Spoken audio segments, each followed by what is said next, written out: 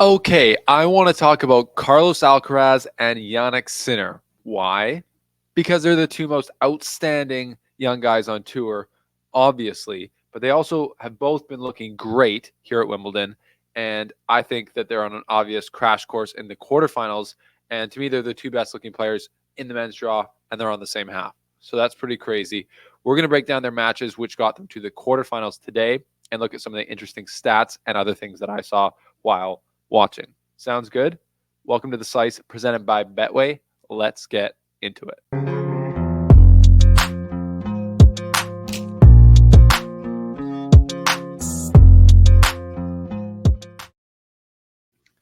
Okay, welcome back to the show, folks. If you're new here, thanks for subscribing. We appreciate your support. And if you're new to tennis in general, you might not know that there's a kid named Jannik Sinner and there's a kid named Carlos Alcaraz, and they are unbelievable. And they showed why today, playing their matches in different ways. Jannik Sinner, which some of the Italian fans have been getting on my case for not talking about him enough, but he's been kind of just clinically moving through this draw. Again today, beats Ben Shelton, the biggest serving guy in the draw, in 3 sets, kind of in more straightforward fashion than Alcaraz. Alcaraz likes to be more dramatic and get more things going in there, and his match today against Humbert was like that. But yeah, Jannik Sinner has been looking absolutely fantastic and looks like he could beat anyone in the draw.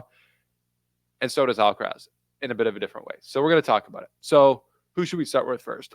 I say, just to piss you guys off, let's start off with Alcaraz, because he today beat Ugo Humbert, who, great to see Ugo Humbert playing well again. He beat him in 4 sets, and it was really close. It was looking fairly routine, 6-3, 6-4 for Carlitos. And then Humbert just goes beast mode, starts returning like an absolute king, a French king, and wins the 3rd set 6-1. And then it gets really dicey. They like trade breaks, a bunch of breaks in the 4th set. And then Alcaraz starts coming on strong at the very end of that set and plays great to get through the end of that match. So, yeah. So Alcaraz, the story with Tiafoe in his match versus Tiafoe, the level was up and down, wasn't playing great, but then figures out a way to do it. Today, it was better level, I think, throughout the match for him, but Humbert played very well. So in the 3rd set, Humbert comes on. Alcaraz probably dipped a bit, got a bit blindsided by it. And then there's this question of when matches go longer for, say, now Djokovic, who's 36, 37, when he's playing 5 sets, 4-set matches in the first week and throughout a major, it hasn't gone well for him. But I don't see it, like there's almost no pressure on Alcaraz to finish it in 3 or finish it in 4, because he just knows he's going to be able to find his best to get the longer matches done. So he loses the 3rd set, and then it's looking dicey at the beginning, but I just sense no panic. Like he'll look like he's getting frustrated and stuff, but I know in the back of my head, Carlos knows in the back of his head, and his opponent knows in the back of his head, if it goes to a 5th set, Alcaraz has got the record to be confident in.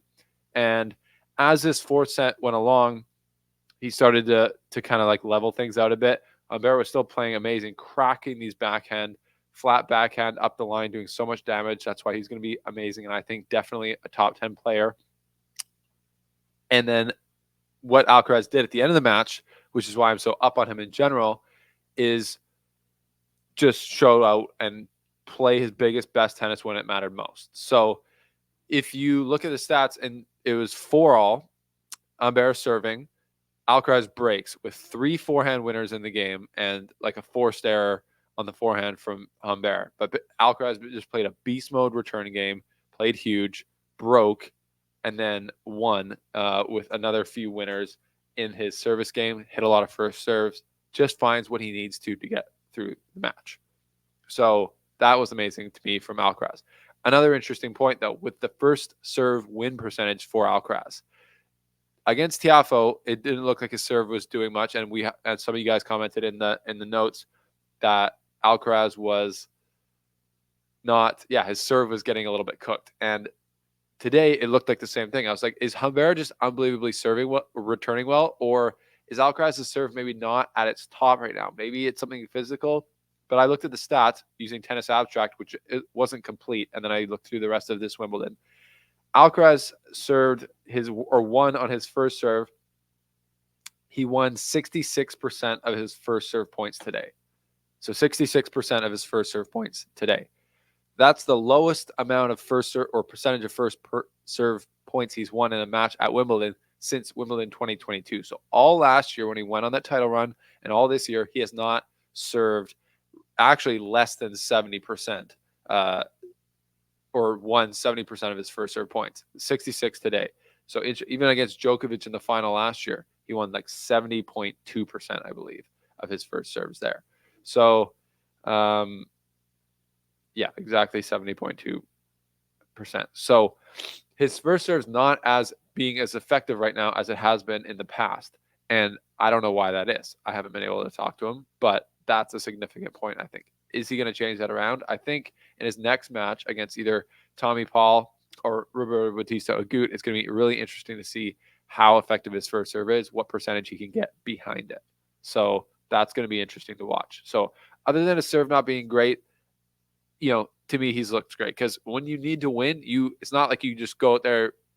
People don't win majors by playing 7 perfect matches. They win by figuring out ways to win on matches where they don't have their A level. We've heard everyone say that. That's been the case. Definitely against TFO, he didn't have his A level. He played pretty good today. Humbert just played a great match, and he's a great player. So Alcaraz did well to get through that, and he's going to be stoked to get into the quarterfinals now, and he'll be waiting for Paul or RBA, like we said.